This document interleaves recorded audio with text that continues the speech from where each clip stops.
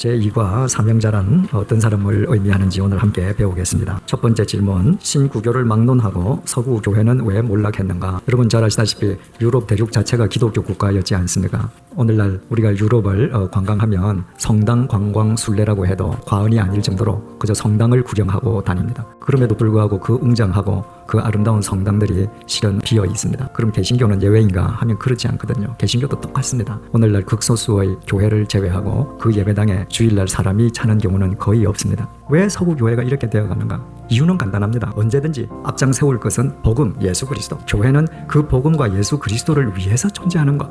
그래서 선복음, 선예수, 후교회라고 그랬습니다. 2000년 기독교 역사상 이 순서가 뒤바뀔 때 항상 교회는 타락하거나 몰락했다고 했습니다. 교회를 앞장 세울 때 이 교회 시스템을 지켜야 되겠다 하는 순간부터 복음은 목적이 아니라 수단이 되지 않습니까?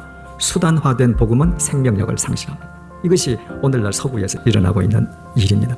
두 번째 질문입니다. 유럽에서 소위 자기를 식자층이라고 하는 사람들 가운데에는 개신교도가 많은 반면에 미국의 식자층 가운데에는 왜 가톨릭 신자가 더 많은가? 일반적으로 유럽에서 내가 식자층이다 라고 스스로 생각하는 분들은 비율적으로 개신교인이 많습니다. 근데 대서양을 건너서 미국으로 가면 소위 식자층이라고 자기가 생각하는 사람들 가운데에서는 비율적인 면에서 가톨릭 신자가 더 많습니다. 어떻게 대서양을 사이에 두고 두 대륙 간에 이렇게 현저한 차이를 보일 수 있겠는가? 역사를 되돌아보면 해답을 얻을 수 있습니다. 서유럽은 가톨릭 대륙이었거든요. 그건 뭘 의미합니까? 유럽 대륙의 정치, 경제, 사회, 기득권을 가톨릭 교도들이 장악한 것을 의미합니다. 종교가 정치 권력, 경제 권력과 결탁하면 반드시 타락합니다. 오래도록 가톨릭이 정치, 경제, 사회 기득권을 갖고 정치 권력, 경제 권력과 결탁하고 있는 그 모순된 사회 제도 속에서 소위 식자층이라고 하는 사람들은 틀렸다고 보이는 것이죠. 그런데 대서양을 건너서 미국은 어떤 역사적 배경을 갖고 있습니까? 개신교도들이 가서 세우지 않았습니까? 청교도들이라는 사람들이 개신교도들이거든요. 처음부터 미국은 정치, 경제, 사회 기득권을 개신교도들이 잡은 것입니다. 그 사회 기층민들, 하류층은 대부분이 가톨릭이었습니다. 자연스럽게 미국에서 소위 나는 식자층이다라고 하는 사람들은 기득권을 가지고 군림하는 개신교보다는 거기에서 소외된 약자들을 위해서 뭔가 배려하는 친가톨릭적이 안 될 수 없는 것이죠. 이건 뭘 얘기합니까? 그리스도인들은 끊임없이 평가한다는 것입니다. 어디가 진짠가?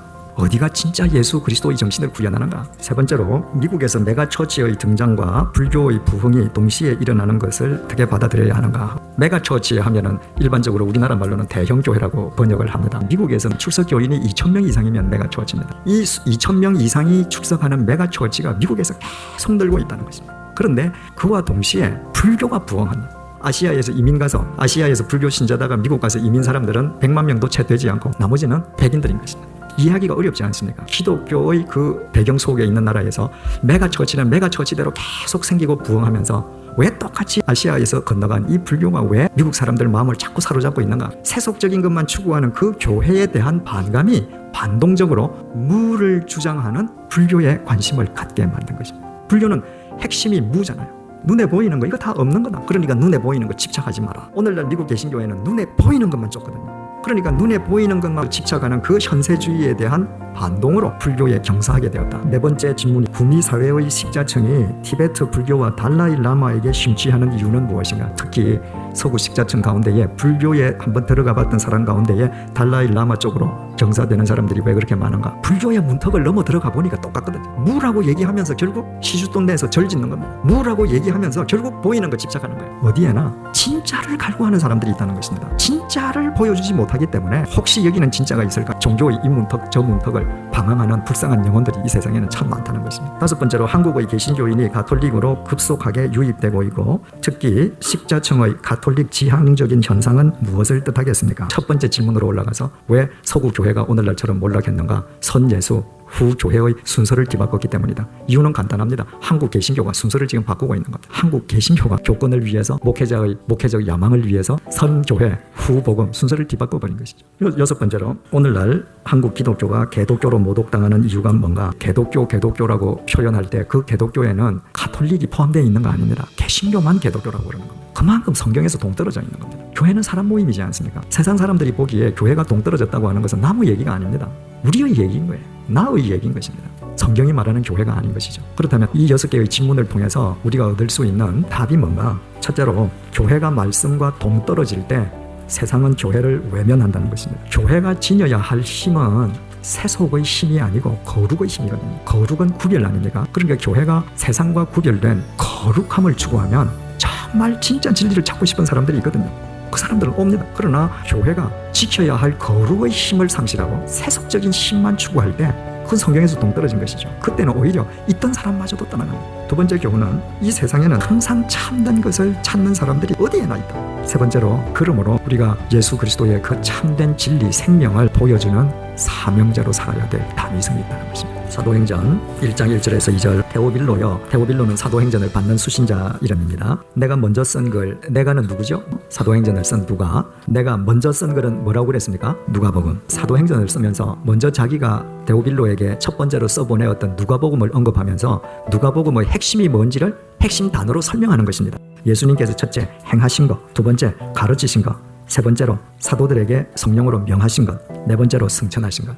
우리는 예수님 하면 뭐부터 먼저 생각합니까? 하나님의 말씀을 가르치셨다. 항상 예수님께서는 가르치셨다는 걸 먼저 생각합니다.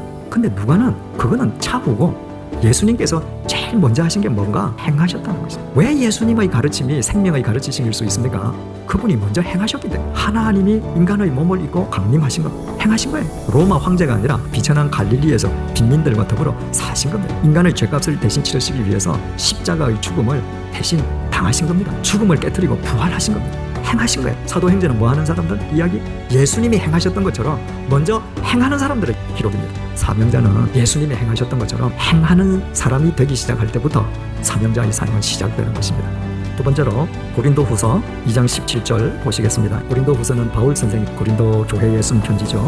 우리는 수많은 사람들처럼 하나님의 말씀을 혼잡하게 하지 않는다. 2000년 전에 그때 이미 사도 바울이 볼 때 수많은 사람들이 하나님의 복음에다 불순물을 넣었습니다. 오늘날 세태를 보면 긍정적인 사고방식, 적극적인 사고방식, 이런 불순물 타는 겁니다. 복음은 울면서라도 내가 씨를 뿌리면서 나가는 것이지 나는 눈물 흘리지 아니하고 될 거야 나를 체면 거는 거 아니거든요. 또 고린도후서 4장 2절을 보십시다. 이에 숨은 부끄러움의 일을 버리고 속임으로 행하지 아니하며 하나님의 말씀을 혼잡하게 하지 아니하고. 사도 바울이 고린도후서 2장 17절하고 똑같은 말을 한 번 더 반복했죠. 하나님의 말씀을 혼잡하게 하지 않는다.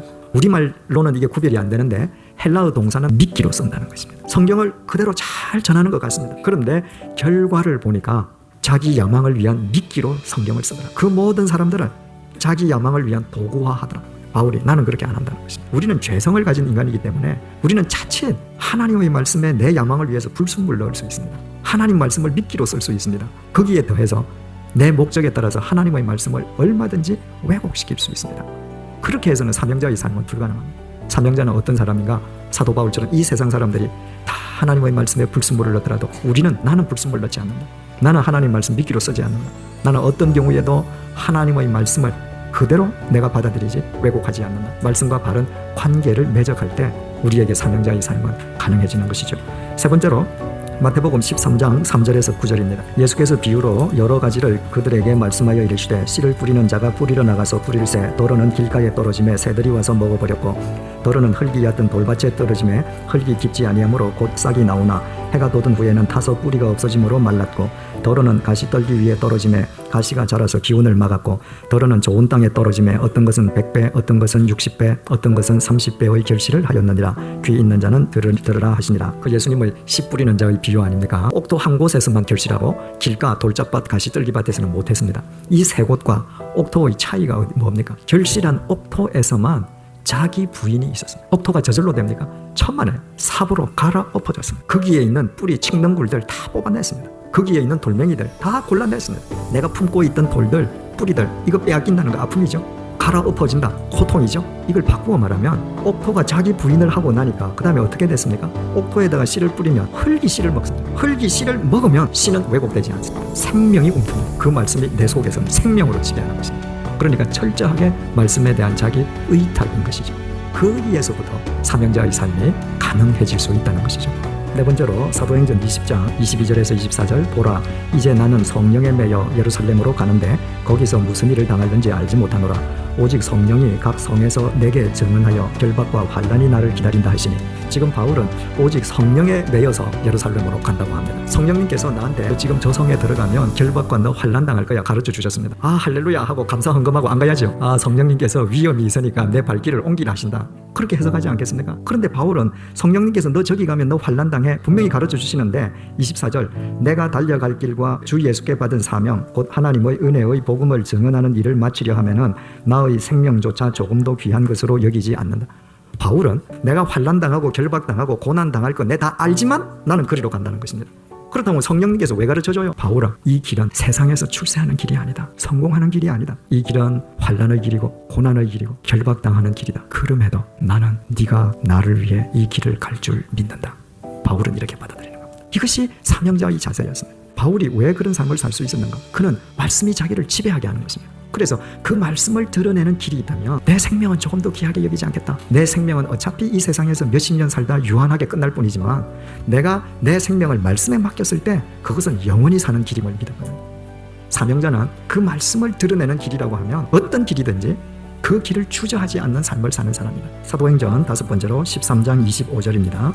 요한이 그 달려갈 길을 마칠 때에 말하되 너희가 나를 누구로 생각하느냐? 나는 그리스도가 아니라 내 뒤에 오시는 이가 있으니 나는 그 신발 끈을 풀기도 감당하지 못하리라 하였으니, 여기에서 달려갈 길을 마칠 때 마치다 라는 이 동사가 헬라말로 가득 채우다는 뜻입니다. 세례 요한은 어떤 삶으로 자기 인생길을 가득 채웠는가? 메시아의 길을 예비하는 사명의 삶으로 가득 채웠습니다. 자기에게 주어진 사명의 그 삶으로 매일매일을 채워간 것입니다. 지혜로운 사람은 어떤 사람인가? 내 욕망의 삶으로 내 인생길을 채워가는 사람이 아니고 미움과 정오로 이기심으로 내 인생길을 채워가는 사람이 아니고 영원한 사명의 삶으로 자기 인생길을 채워가는 삶입니다. 그렇다면 사명이라는 단어는 어떤 뜻을 갖고 있는가 한번 생각을 해보시겠습니다. 사명이라는 단어가 헬라어로 디아코니아입니다. 디아코니아가 뭡니까? 봉사라는 말이지 않습니까? 봉사. 사명과 봉사는 구별되지 않습니다. 섬김이죠. 그런데 이 봉사, 섬김, 디아코니아가 디아코노스라는 단어에서 파생이 되었는데, 디아코노스라는 말의 본래 뜻은 뭐냐면 식탁을 마련하는 사람이라는 뜻입니다. 식탁을 준비하는 사람. 여러분, 누군가가 정성스럽게 식탁을 준비하는데 그 사람이 식당 주방장이나 웨이터다. 그러면 그분이 사명자나 봉사자일 수 있습니까? 아닙니다. 왜냐하면 그분은 그 일을 하고 돈을 받거든요. 그건 봉사가 아니죠. 직업이죠. 그러면 디아코노스가 식탁을 마련하는 사람인데 대가 없이 식탁을 마련하는 봉사를 하는 사람은 누군가? 전형적인 분이 어머니의 식탁이에요. 어머니는 식탁을 준비하되 어떤 대가도 요구하지 않고 자기 입맛대로 만드는 것이 아니라 자식과 남편의 입맛에 맞추자. 그러므로 봉사는, 다시 말하면 사명은 완전한 헌신입니다. 두 번째로 변함없는 겸손입니다. 섬겨주고도 봉사해주고도 내가 교만한 마음 안 갖는 겁니다. 내가 너를 어떻게 키웠는데, 어떻게 해줬는데, 그런 마음을 안 갖는 것입니다. 그러므로 사명자의 삶은 나눔의 삶으로 귀결되는 겁니다. 내 물질이든 내 탤런트든 내 어떤 영적인 지식이든 내가 나누지 않고는 섬기지 못하는 것이거든요. 바로 이것이 사명이고 봉사다. 두 번째로 이 디아코니아라고 하는 의미는 직분이라는 뜻이 있습니다. 직분, 집사라고 하는 직분도 디아코노스라고 합니다. 그런데 교회의 직분, 집사를 디아코노스, 식탁을 마련하는 어머니를 표현하는 그 단어 디아코노스라고 했다고 하는 것은 교회의 직분은 절대로 군림하는 직분이 아니고 섬기는 직분이기 때문에 디아코노스라고 붙이는 것입니다. 그러니까 교회의 모든 직분은 가장 밑에서 그 무엇도 요구하지 않고 사람을 섬기고 봉사하기 위한 자리다. 나무가 있는데 제일 첫 번째 가지가 처음 나오지 않습니까? 두 번째 가지가 어디에 나온다고요? 첫 번째 가지 위로 올라갑니다. 세 번째 가지는 그 위로 올라가죠. 세상하고 거꾸로죠. 세상은 첫 번째 사람이 항상 제일 위에 앉습니다. 두 번째는 그 밑에, 세 번째는 그 밑이고. 왜 세상에 많은 무리가 빚어지는가? 크고 강한 사람이 위에 있으면 나무는 꺾어지게 돼 있지 않습니까?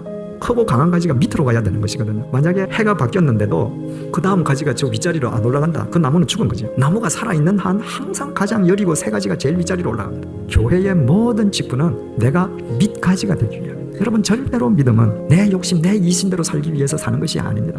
내게 주어진 자리가 어떤 자리이든지 바로 그 자리는 누군가의 밑가지가 되어주고 내가 있음으로 해서 누군가가 이 세상 속에서 그리스도인으로서, 대한민국 국민으로서 자기 삶을 든든하게 살아갈 수 있도록 내가 사명자의 자리를 지켜준다. 하나님 앞에서 얼마나 보람된 삶입니까?